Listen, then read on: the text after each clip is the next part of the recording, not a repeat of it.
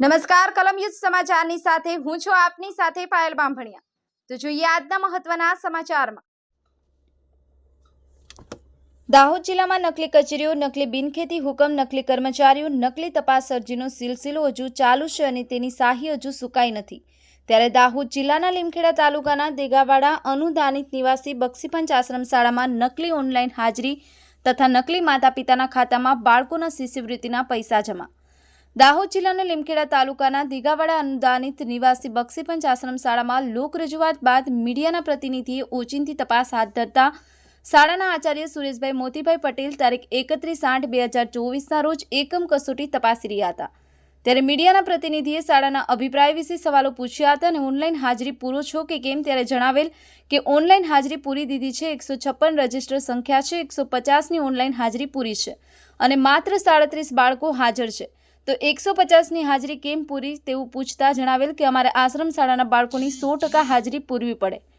100% હાજરી નહીં પૂરીએ સોડી વચ્ચે સોપારી જેવો ઘાટ થઈ જશે। અમારે ખોટી હાજરી પૂરવી પડે છે, નહીં પૂરીએ તો સરદાર સાહેબને ગ્રાન્ટની ખોટ જાય તેમ જણાવ્યું। તો શું દાહોદ જિલ્લામાં આવી કેટલી નકલી આશ્રમ શાળાઓ ચાલતી હશે તે તપાસનો વિષય છે। લોકમુખે ચર્ચાઈ રહ્યું હતું કે દેગાવાડા બક્ષીપંચ આશ્રમ શાળાના આચાર્ય સુરેશભાઈ મોતીભાઈના ધર્મપત્ની અને આ જ શાળાના રસોઈયાના બેંક એકાઉન્ટમાં બાળકોની શિષ્યવૃત્તિના પૈસા જમા કરવામાં આવ્યા હતા।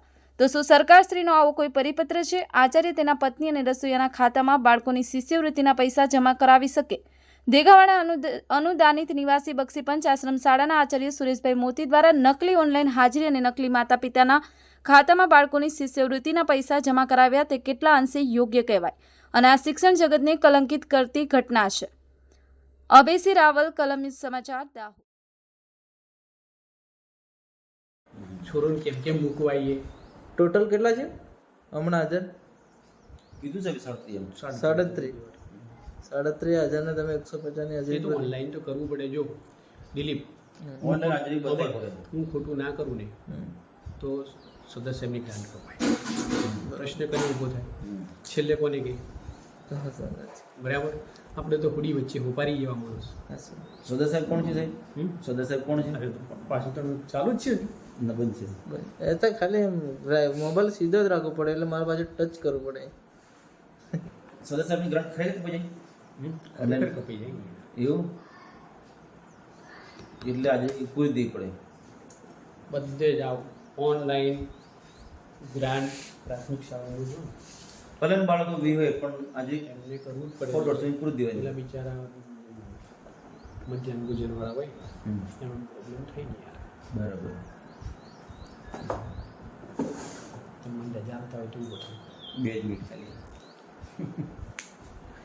આ દરેક સ્કૂલમાં આવતું હતું સાહેબ? ના ના યાર, એક બાજુ પેલું ચાલુ રાખી મને પૂછો ને યાર, નહીં સારું લાગે એમ। દરેક આશ્રમ શાળામાં આવતા થાય ના તો મન નહીં વાત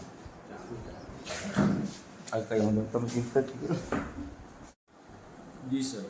હાજી, કઈ સ્કૂલ? શ્રી અનુદાનિત નિવાસી પ્રાથમિક શાળા દેગાવાડા, તાલુકો લીમખેડા, જિલ્લો દાહોદ। શું કરે બધા સ્કૂલમાં? બસ બાળકો શાળામાં એકથી માન્ય ના આપ શું ફરજ બજાવો છો? હું શાળામાં આચાર્ય તરીકે ફરજ બજાવું છું। શું નામ? પટેલ સુરેશભાઈ મોતીભાઈ। કેટલા વર્ષથી બજાવો? આ 24 એટલે 25મું વર્ષ રનિંગ ચાલે છે।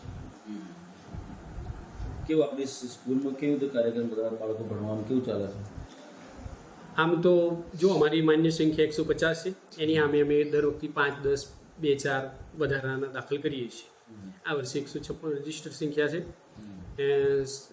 સવારમાં બાળકોને 5 વાગે ઉઠાડી અને અમારા શિક્ષકો એમને નાવા ધોવા શૌચક્રિયા માટે લઈ જાય। ત્યાર પછી બાળકોને નાસ્તો કરાવવામાં આવે। ત્યાર પછી બાળકોને જે શિક્ષકનો વારો હોય મિત્રનો, એ શિક્ષક એમને વાંચન લેખન કરાવે, પછી થોડી વાર અન્ય પ્રવૃત્તિ કરાવી અને પછી એમને જમવાનો ટાઈમ થાય એટલે જમવાનું આપે। પછી 11 થી 5 શૈક્ષણિક કાર્ય ચાલે। એમાં અમુક પ્રવૃત્તિઓ, પ્રયોગો છે, પછી નકશાઓ છે, જે વિષય પ્રમાણે આવતું હોય એ પ્રમાણે આપે એમ અને કરાવે। અને સાંજે 5 વાગ્યા પછી 1 કલાક રમત છોકરાઓને, પછી હાથ પગ ધોઈ નાહવાનું હોય એવું કરે બાળકો। ત્યાર પછી 6:30 થી 7ના ગાળામાં જમવાનું મળે અને પછી સાંજે પ્રાર્થના થાય। પ્રાર્થના પછી 10 વાગ્યા સુધી બાળકોને વાંચન લેખન ગણન કરાવીએ અને એમનું લેસન કરીએ, ગૃહ કાર્ય કરીએ અને બાળકો 10 વાગ્યા પછી સુવાડી દઈએ પાછા. આમ તો સાહેબ તમારી શ્રેષ્ઠ શાળા છે, બધી રીતે નિયમિતતા, બાળકોને ભણાવવાનું વ્યવસ્થિત બધી રીતે સારું છે. પણ આપને સાહેબ જે આ બાળકોને હમણાં 15 તારીખે એવી રજા આપી દીધી તે પરિપત્ર હતો સરકારનો? ના, 15 તારીખે નહીં આપી, કઈ તારીખે આપી? અમે જન્માષ્ટમી પર રજા આપી. તમે સાહેબ 15 તારીખે આપને ફોન કર્યો હતો તો 15 તારીખે એમ બોલ્યા હતા? ના, 15 તારીખે તો તમે આયા ધ્વજવંદન કાર્યક્રમમાં તો તમે આવેલા ને. અરે તમને મેં કહ્યું, તમે મને 21 તારીખે ફોન કર્યો. તો જન્માષ્ટમી 15મી ઓગસ્ટ તો 15 તારીખે હતી. હા, એટલે તમે પણ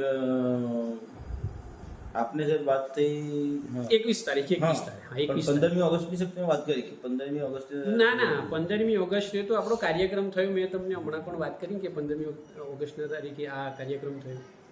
અમે રક્ષાબંધન પણ અહીંયા કરી, એમના ફોટા બી આપણી જોડે છે બધા બાળકો.